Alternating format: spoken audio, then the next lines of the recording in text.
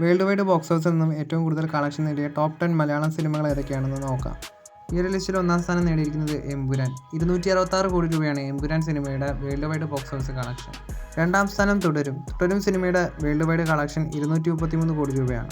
മൂന്നാം സ്ഥാനം ആലപ്പുഴ ജിംഖാന. 64 കോടി രൂപയാണ് ആലപ്പുഴ ജിംഖാന സിനിമയുടെ വേൾഡ് വൈഡ് കളക്ഷൻ. നാലാം സ്ഥാനം ഓഫീസർ ഓൺ ഡ്യൂട്ടി. 54 കോടി രൂപയാണ് ഓഫീസർ ഓൺ ഡ്യൂട്ടി സിനിമയുടെ വേൾഡ് വൈഡ് കളക്ഷൻ. അഞ്ചാം സ്ഥാനം രേഖാചിത്രം. 57 കോടി രൂപയാണ് രേഖാചിത്രം എന്ന സിനിമയുടെ വേൾഡ് വൈഡ് കളക്ഷൻ.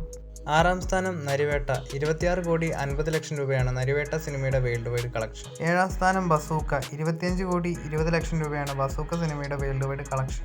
എട്ടാം സ്ഥാനം പ്രിൻസ് ആൻഡ് ഫാമിലി. 24 കോടി രൂപയോളമാണ് പ്രിൻസ് ആൻഡ് ഫാമിലി സിനിമയുടെ വേൾഡ് വൈഡ് കളക്ഷൻ. ഒമ്പതാം സ്ഥാനത്ത് ഡൊമിനിക്. 20 കോടിയോളം രൂപയാണ് ഡൊമിനിക് സിനിമയുടെ വേൾഡ് വൈഡ് കളക്ഷൻ.